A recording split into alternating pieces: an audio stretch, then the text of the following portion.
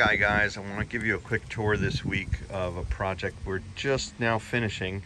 It's not finished in the sense that it's still a lot of work to do. The customer asked us just to get it running and driving, and we've accomplished that goal. So in that sense, it's finished. This is a car that's been in the O'Day family for many years. They're just finally getting it sorted out, and it had been sitting for a long time with the bodywork done and the paint partially done.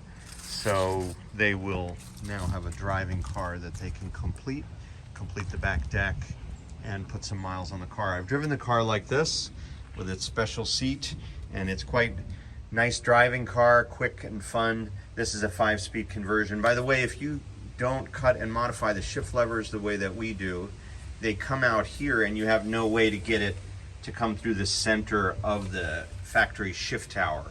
So that's a modification. We sell a lever that has the proper dog leg in the lever so that it exits at the proper point. They can add that later on this car if they like, but that's the cutout of the tunnel if you do a Ford 5-speed transmission. They've chosen also this GPS speedo here and the electronic tack to match.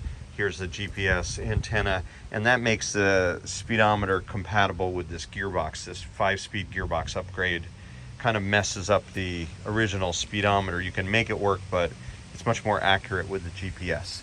Anyway, I'm just very impressed with the beautiful work Terry did here to lay down these gorgeous lines. These are all new brake lines, and there's the oil pressure gauge line, the clutch to slave cylinder hard line, the oil pressure gauge elbow and rubber line, a new starter solenoid, a proper battery hold down so you don't have a moving battery.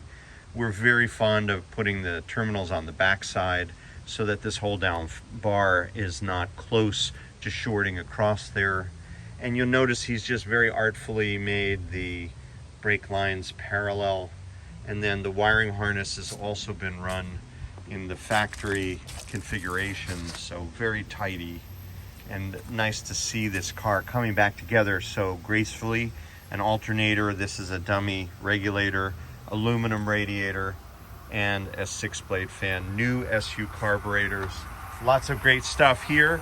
Here comes the train from Bugeye Guy.